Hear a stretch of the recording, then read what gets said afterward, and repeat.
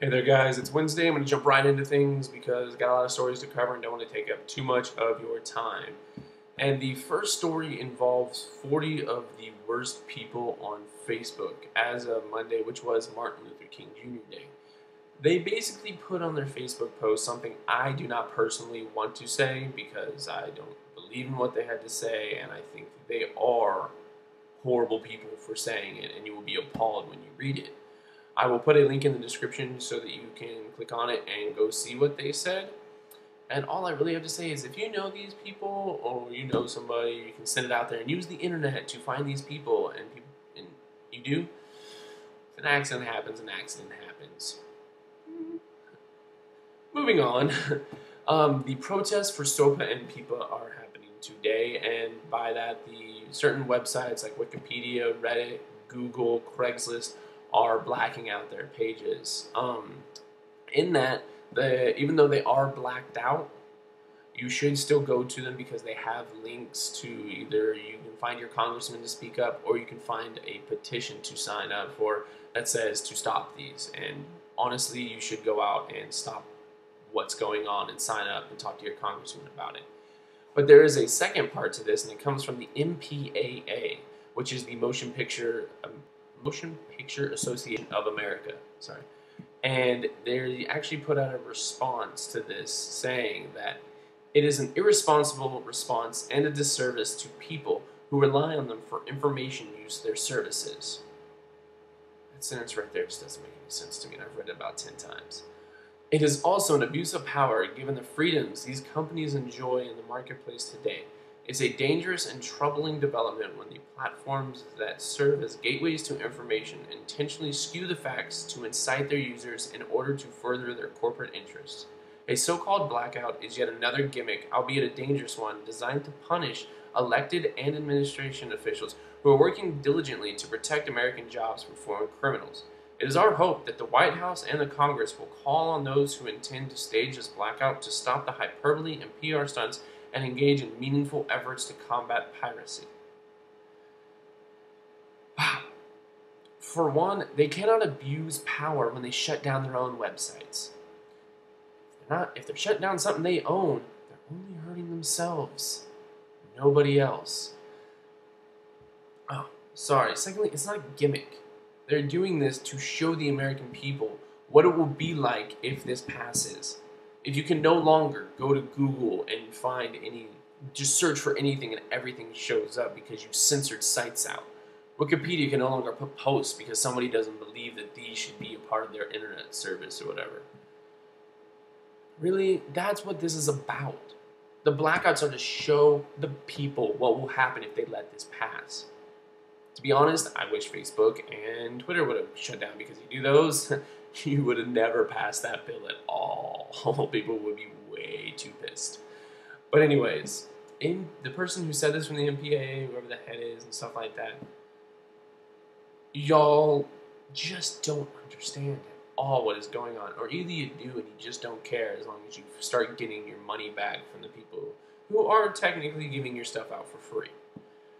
And that's all you really want. You don't care who else gets hurt as long as you still make your buck. So screw you. Next, we go on to the fact that both Georgia and Alabama are blocking Obama from joining the ballot and being able to debate, believing against whichever Republican candidate comes out on top. And they are doing this by saying that he is still uneligible. Really? I thought we solved this. We have. He is the president. He has been here for 3 years. If he was illegal, if he could not be eligible to be president, I think they would have found it by now. I think they would have found whatever evidence he gave forward as him being eligible to be false. I honestly think you were only using this because you know people will back you, because there are people that still believe it as well, and you'll be able to not have him on your debates or him on your ballot whenever people vote, and all the votes will go to the Republicans that you want there, and you'll be able to laugh it off and say, fuck you to Obama. That's all you're trying to do. You're just afraid he's going to get the votes, and you don't want that to happen. Y'all are assholes for doing so and trying to hide under something so stupid. But from there, I then move on to an even more angering story, and it comes out of Virginia because the Virginia State Delegate Bob Marshall said that the number of children who are born subsequent to a first abortion with handicaps has increased dramatically. Why? Because when you abort the firstborn of any, nature takes its vengeance on the subsequent children. Summing it up, he believes that God punishes women who have had an abortion by giving them disabled children. I'm gonna let that sink in for about a second. Alright. He is an asshole. He's a dude. He is basically a horrible human being for thinking this. Because not only is he insulting women who have had abortions for any reason whatsoever, he is also saying that they were given disabled children as a curse. It's like basically saying that if you have a disabled child, it's a curse on you because it is to other people. You're a moron. And to be quite honest, I wish your mom would have aborted your stupid ass. Because the world would be down one more idiot, and we'd be a better place for it. Breathe now, because I gotta move on to a lighter story, to where I'm not so angry about. And it is about the fact that there's an Occupy Congress movement going on. Or it has been going on, I don't really know, because I don't care about the Occupy movements anymore, to be honest.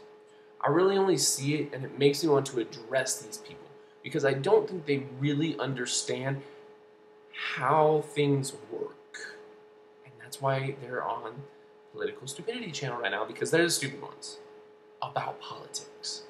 If you want things to change, if you want your views heard, you vote the right person into office.